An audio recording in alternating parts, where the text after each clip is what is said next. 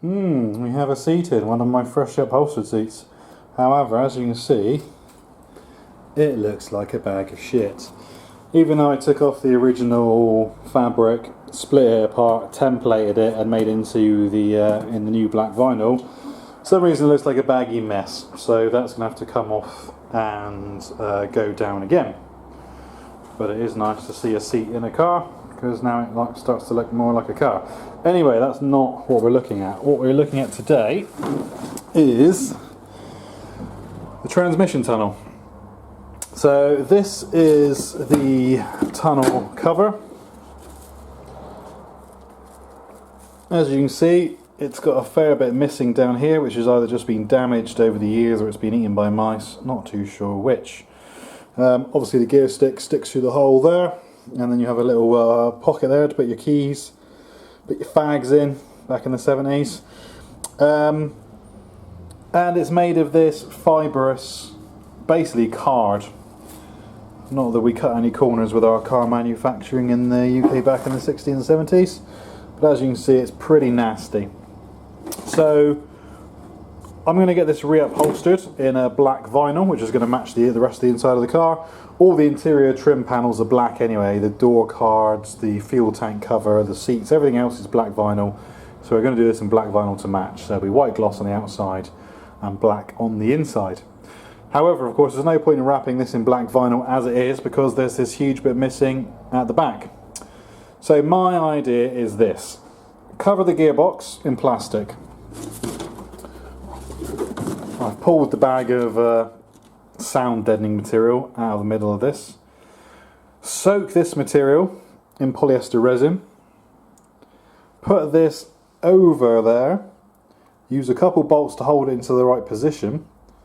Let the resin cure, which should then hold it in its new position. And then when I take it off, I can then use fiberglass to fill in the gaps, and then when I vinyl it, it'll be in the right shape. But that's my first concern, is getting it in the right shape and patching that hole. So let's stick this on there, see where it all sits, and then I'll get a better idea what it's going to look like. Okay, with the cover fitted, it looks something like this. You can see the screw holes there line up. That one there, although it's torn out. So the holes line up. It's a bit further back than I was expecting it to be honest. I've got a gap here between the handbrake tunnel and this, but I'm guessing there's another trim piece that covers that. That, as you can see, needs to be pushed back to there. There'll be a gaiter for the gear stick here. And then the little pocket sort of disappears under the dash there, which is quite weird because you can't even really see it. But there were these little lights which were hanging off the bar here underneath the dash. So I'm guessing that's what these little lights are for. I'm guessing they point down to light this this little pocket. So yeah, that's where it goes. I think the best thing I can do is exactly what I said. Take it off, whack some resin on it, get it in, screw it down as best I can, and then I'm going to have to sort of leave it to go off and then come back and see if it gives me something I can build on top of. Obviously, you know, it's not a car body panel. Doesn't need to look perfect,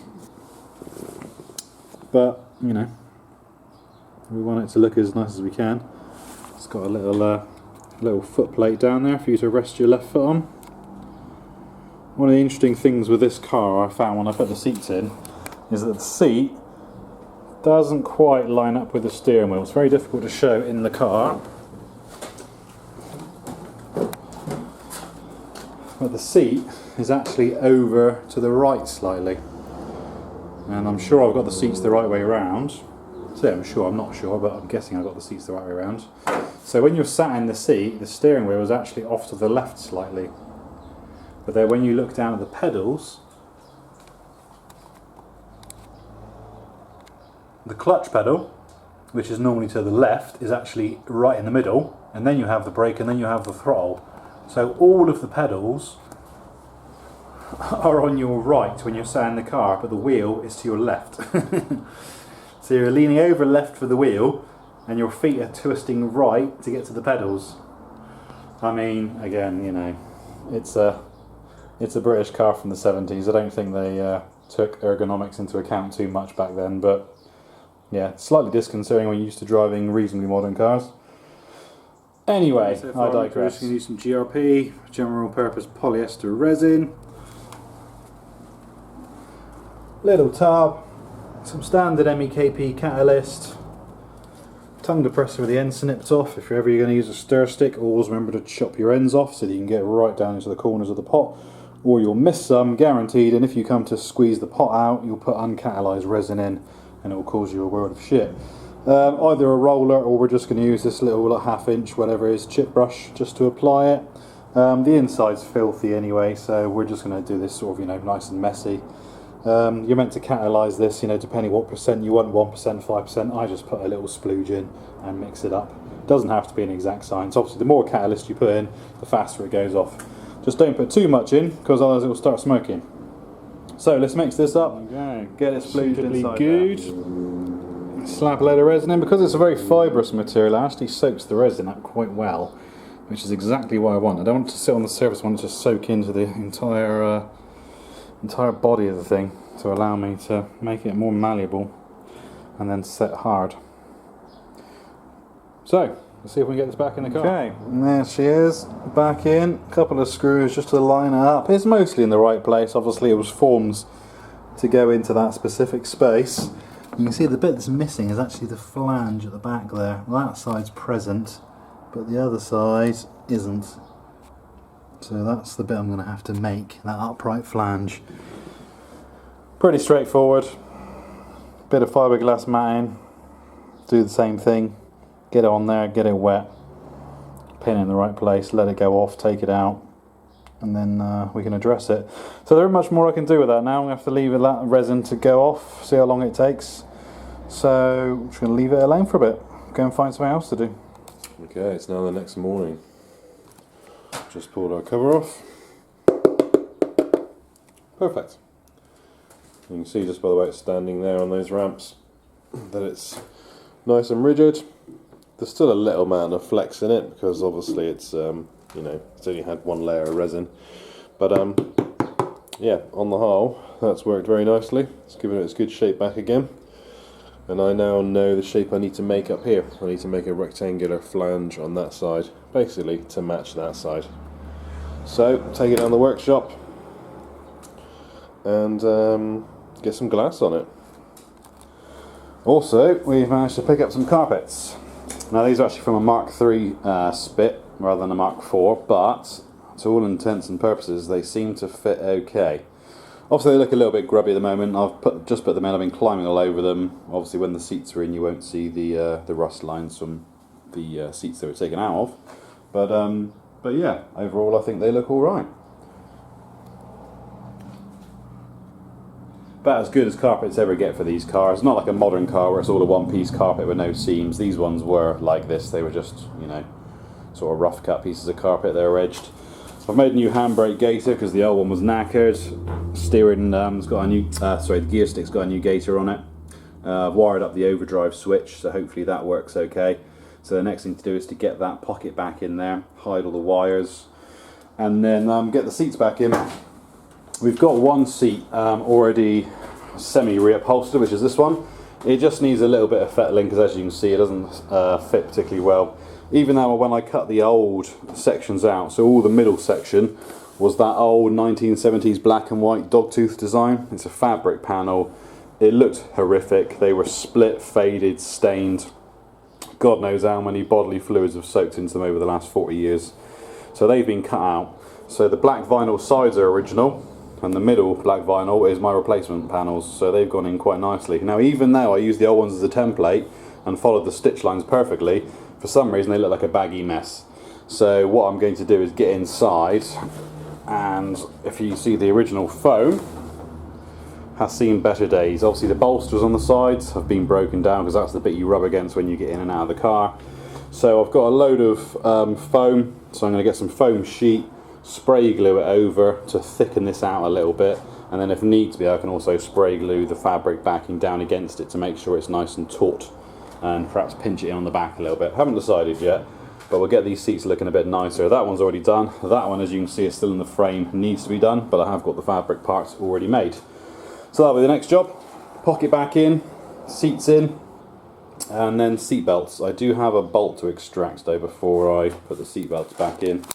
One of the bolts snapped, which was this one down here, which was a pain in the arse because they're these big old bolts, as you'd imagine, because you know they're seat belts. So I'm going to have to drill that one out and somehow see if I can get in behind, put a big fat nut on it, or re-tap it, or do something.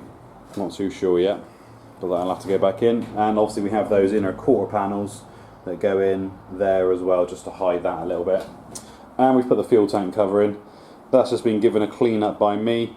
I've had to screw it in because the original bolts were knackered, so I've screwed it in and put these little black plastic, white plastic even, clip-on covers on them just to tie them up, and they'll then be painted black as well. Interior starting to get done. Okay, so here's the back of the driver's side seat, and all we've done here is just lay it over this big sheet of foam I've got, draw around it, cut it out, and there's our template. So what we can then do is then spray glue that, stick that over the top of that, which will then obviously just bulk it out a little bit, and then we're going to have to remake these side bolsters. These are a separate piece of foam. This is this horrible recycled bitty foam that just falls apart, and these sort of sit on here like this, and this is what gives the seat its sort of bucket shape. So we're going to go and get a slightly thicker foam block, which will then carve into the same sort of shape. The one on the other side is actually missing completely, so I need to make two of them.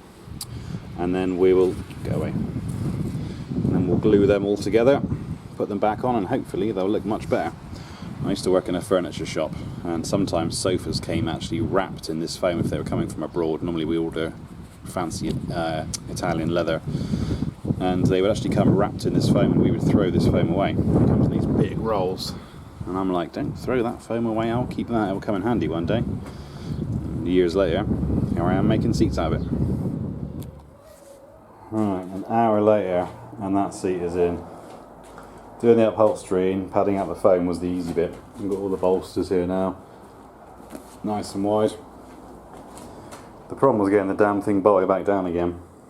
We've got this fluffy underlay sound deadening stuff, and then the carpet, and of course trying to poke bolts through both layers of that and find the thread holes underneath is just an absolute nightmare.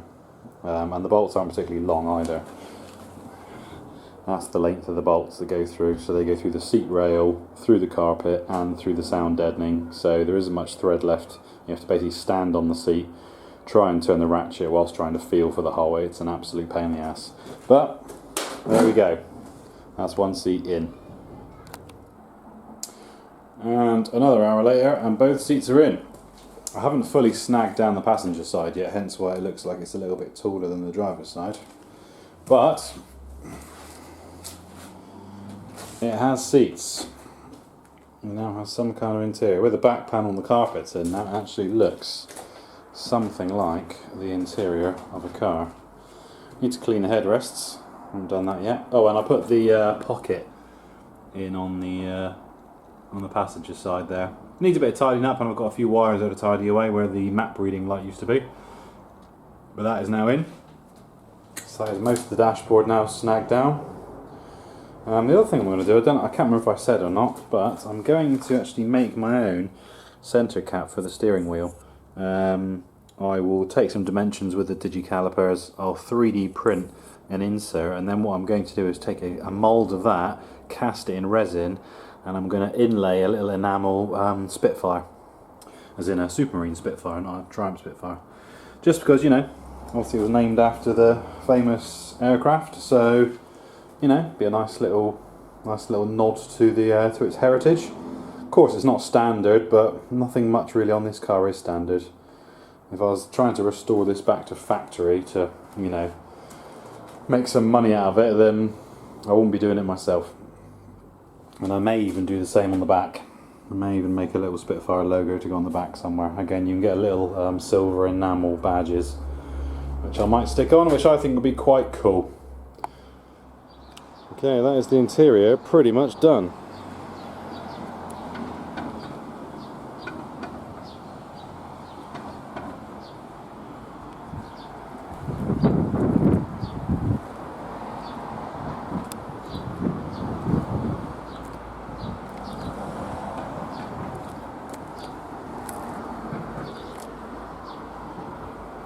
Looks alright, I think.